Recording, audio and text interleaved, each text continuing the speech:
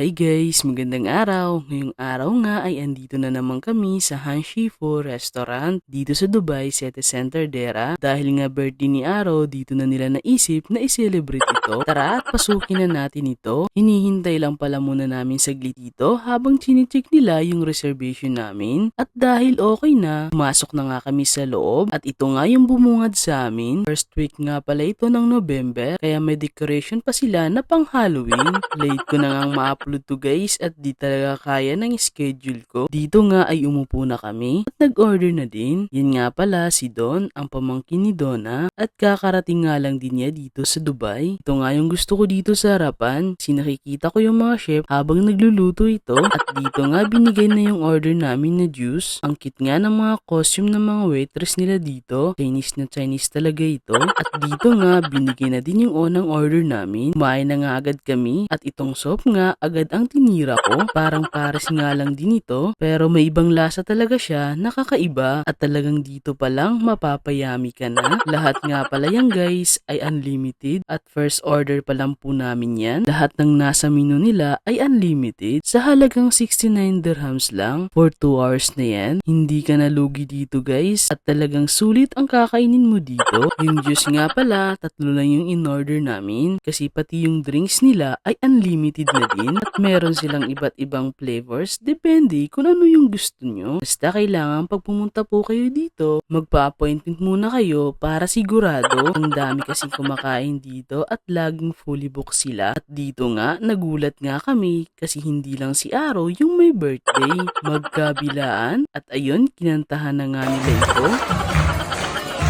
Ito ba birthday? Meron pa doon. Anywhere ang birthday.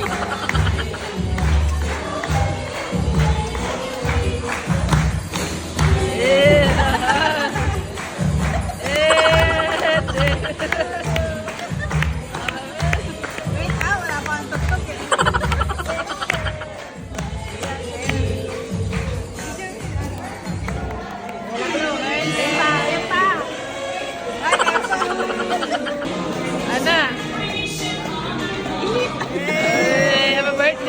Tinatanong nga pala nila, bakit nga ba kami bumabalik dito? Simula nung unang kumain kasi kami dito guys, nagustuhan na namin ito. Ang sarap naman talaga kasi ng mga pagkain nila at may enjoy mo talaga dahil sobrang ganda ng ambience sa loob, malinis at mabilis yung serbisyo. Kaya recommended ko ito. Kung gusto nyo mag-celebrate dito, pwede kayo dito kasama ang pamilya nyo, kaibigan, or special someone. At sigurado ako magugustuhan nila ito. Fast forward nga tayo guys at tapos na nga kami kumain. At ito, hirap na naman tumayo. Ito nga pala sa gilid guys, meron silang bar. Pwede ka ding uminom dito pagkatapos mong kumain. Next time, itry daw namin dyan. Sa ngayon, dadaanan lang muna namin ito. At dito nga sa labas, may waiting area sila para sa mga guests. Ayun na nga guys, iniwanan na nga ako ng mga kasama ko dito. Ang bilis naman maglakad ng mga to. Late na kasi at di na namin namalayan yung oras. Mag-alas 11 na pala, sakto lang din at wala ng traffic pa uwi ng Sharjah. So yun lang guys, hanggang dito na lang muna.